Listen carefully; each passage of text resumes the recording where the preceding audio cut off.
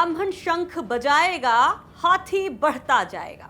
2007 में नारा दिया गया था, लेकिन अब बीएसपी के उसी ब्राह्मण नेता ने शंख बजा दिया है बाकी ब्राह्मणों को जगाने के लिए। अयोध्या से जय श्री राम का नारा भी लग गया है, तो इसका मतलब क्या?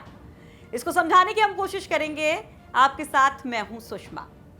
तो देखिए, सबसे पहले कि कैसे यहाँ पर सतीश चंद्र मिश्र, जो कि बीएसपी सुप्रीमो के बाद नंबर 2 की पोजीशन पर पार्टी में है, वो अयोध्या पहुँचते हैं। यहाँ से कार्यक्रम का शुभारंभ होता है।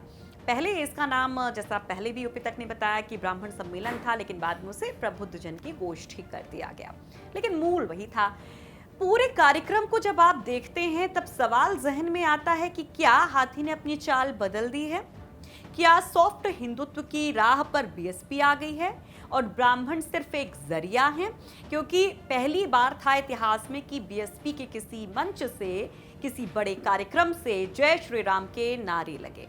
उसके पहले हनुमान जी का भी आशीर्वाद लिया सतीश चंद्र मिश्र ने, और यहाँ पर बहुत सारी बातें कही गई। और सबसे जो अहम बात थी मंच से जो कही गई, जो सॉफ्ट हिंदुत्व की तरफ इशारा करता है और किस तरह से बीजेपी के ही हथियार से बीजेपी पर हमला करने की तैयारी बीएसपी की है, वो समझाता है कि सतीश चंद्र मिश्र कहते हैं कि अशुभ मुहूर्त में मंदिर की आधारशिला रखी गई और इसलिए नींव तक नहीं भर पाई है।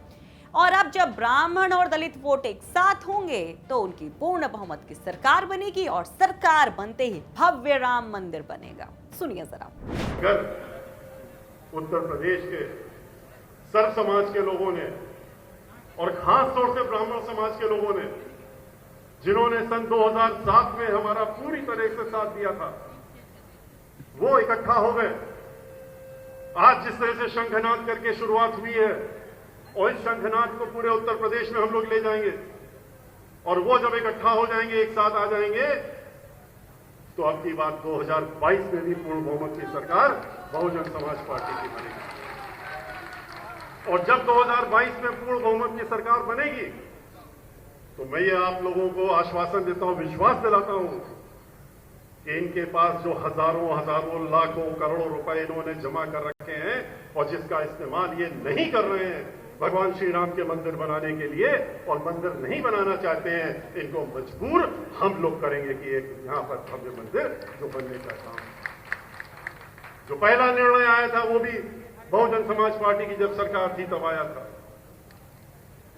और जिस तरीके से ये चल रहे हैं लोग, जब इनकी नीयत नहीं है, तो ये कार्य भी बहुजन समाज पार्टी की ही सरकार में होगा, ये निश्चित लग रहा है।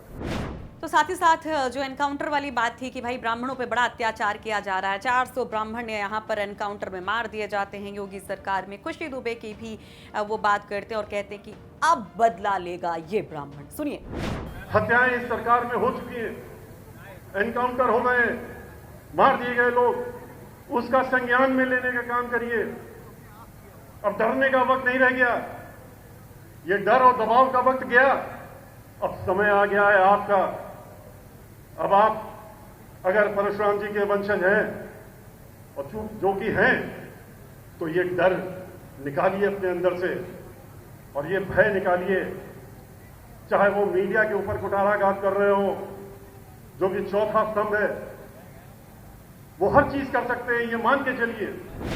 तो ये बदले की बात कही जा रही है कि अब जो ब्राह्मण मारे गए हैं उनका बदला लिया जाएगा। लेकिन सबसे बड़ा सवाल ये है कि जिस तरह की यहाँ पर कोशिशें की जा रही हैं, जय श्री राम का नारा लगाया जा रहा है, और उसके आगे मथुरा, काशी और चित्रकूट की बात कही जा रही है, तो अब जब सॉफ्ट हिंदुत्व की राह पर बीएसपी चल चुकी है, तो क्या उसको स्वीकार्यता मिलेगी?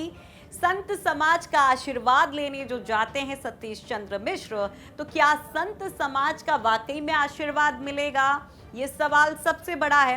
तो जरा हनुमानगढ़ी, जहां पर सबसे पहले सतीश चंद्र मिश्र गए थे, वहां के संत ने क्या कहा इस पर, वो सुनिए।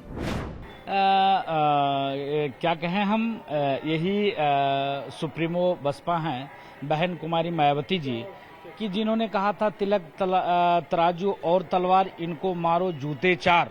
उसके बाद बीजेपी के समर्थन लेकर शासन सत्ता में आई, इन्हीं ब्राह्मणों के ऊपर लगातार हरिजन एक्ट लगवाई और लगातार ब्राह्मण पीड़ित थी। लेकिन चलिए कोई बात नहीं, भगवान राम के बिना किसी का कल्याण संभव नहीं है, हिंदुत्व के बिना किसी का कल्याण संभव नहीं है। इसके नाते मैं आभार देता हूं हिंदू जनमानस का।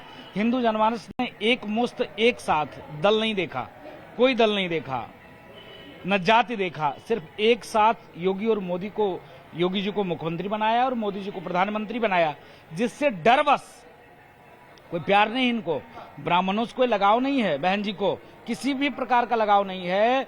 शुद्ध रूप से राजनीतिक रोटी सेकने के लिए, अब ब्राह्मण और साधु संतों को एक करने के लिए इनका स्टैंड है। तो देखिए भाई, यहाँ पर संत समाज का तो कहना है कि पहले तो आप कभी आए नहीं, पहले तो कभी संत समाज का किसी अपने मठ का कोई दौरा ही नहीं किया, और अब अचानक से।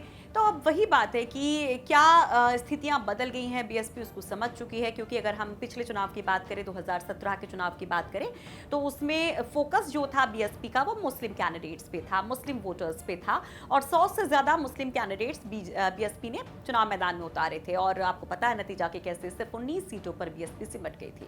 उसके पहले 2012 की भी बात कर ले तो उसमें भी यही हुआ था कि 2007 के जो कैंडिडेट्स थे, जो एक इक्वेशन था, उसमें ब्राह्मण्स और सवर्णों की सीट्स कम करके मुस्लिमों को तवज्जो दी गई थी। तो अब जो दो चुनाव थे 2012, 2017, क्या इसको देखते हुए अब बीएसपी ये समझ गई है कि सॉफ्ट हिंदुत्व का मामला ही जमेगा, और इसलिए क्या वो उस पर आगे बढ़ रही है? ये सवाल सबसे बड़ा है। लेकिन सवाल ये भी है कि अयोध्या से जो आगाज हुआ है वो किस अंजाम पर जाएगा? काशी, मथुरा, चित्रकूट से क्या हाथी एक बार फिर से बलवान होकर बाहर आ पाएगा? तो इस पर हमारी नजर रहेगी।